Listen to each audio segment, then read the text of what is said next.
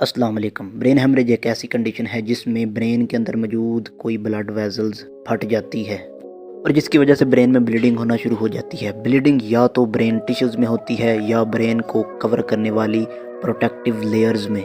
Brain को cover करने वाली लेयर्स को हम मेनिंजेस का नाम देते हैं और ये कवरिंग 3 लेयर्स पर मुश्तमिल होती है। इनमें जो दरमियान वाली लेयर है जिसे हम अरेकनॉइड मैटर का नाम देते हैं, ये हाईली वेस्कुलराइज होती है, यानी कि इस लेयर में बहुत ही मिकदार में ब्लड वेसल्स ट्रैवल कर रही होती हैं और यही वजह है कि बाज़ औक़ात इन लेयर्स में मौजूद ब्लड वेसल्स रप्चर कर जाती हैं, फट जाती हैं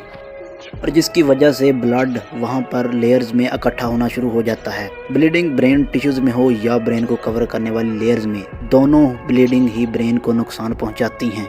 अगर ब्लीडिंग हमारे ब्रेन के टिश्यूज़ में हो तो ऑक्सीजन ना मिलने की वजह से वहाँ पे मौजूद ब्रेन सेल्स डाई होना शुरू हो जाते हैं, मरना शुरू हो जाते हैं। अगर ब्लीडिंग ब्रेन की कवरिंग में हो तो वहाँ पर ब्लड भर जाने की वजह से वहाँ पे मौजूद ब्रेन सेल्स पर प्रेशर पड़ता है और वो सेल्स प्रेशर की वजह से डाई होना शुरू हो जाते हैं। हमारे ब्रेन में ब्लीडिंग की बहुत सी वजूहात हो सकती हैं, जैसा कि हमारे सर पे किसी गहरी चोट का लग जाना या फिर हाई ब्लड प्रेशर की वजह से हमारी नस का फट जाना या फिर ब्रेन में मौजूद ट्यूमर्स वगैरह का होना या कुछ सम अदर्स ब्लीडिंग डिसऑर्डर वगैरह शामिल हैं।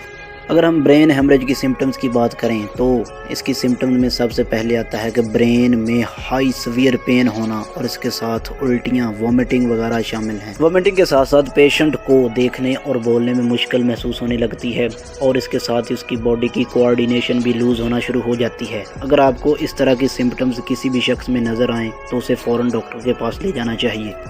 क्योंकि अगर ब्रेन हेमरेज पेशेंट को डॉक्टर के पास ले जाने में ज़रा सी भी देर हो गई तो उसकी डेथ भी हो सकती है। ब्रेन हेमरेज को ट्रीट करने से पहले सबसे पहले ये जानना ज़रूरी है कि ब्लीडिंग ब्रेन के किस हिस्से में हुई है और इससे ब्रेन का कितना हिस्सा डैमेज हुआ है।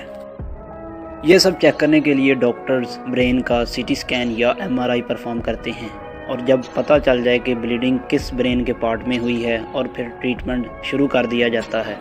ट्रीटमेंट के ज़्यादातर केसेस में ब्रेन की सर्जरी परफॉर्म की जाती है, जिसमें पेशेंट के स्कल में सुराख करके ब्लड को ड्रेन कर दिया जाता है। सर्जरी के बाद अगर फिर भी पेशेंट को कुछ फिज़िकल एक्टिविटी में एबनॉर्मेलिटी वगैरह हों, जैसा कि चलना फिरना, बोलना वगैरह, तो फिर इसको फ़िज़िकल और स्पीच थेरेपी के थ्रू ट्रीट कर दिया जाता है, जिससे पेशेंट जल्दी ही सेहतयाब हो जाता है और वो अपने रोज़मर्रा की ज़िंदगी के काम परफॉर्म करना स्टार्ट कर देता है।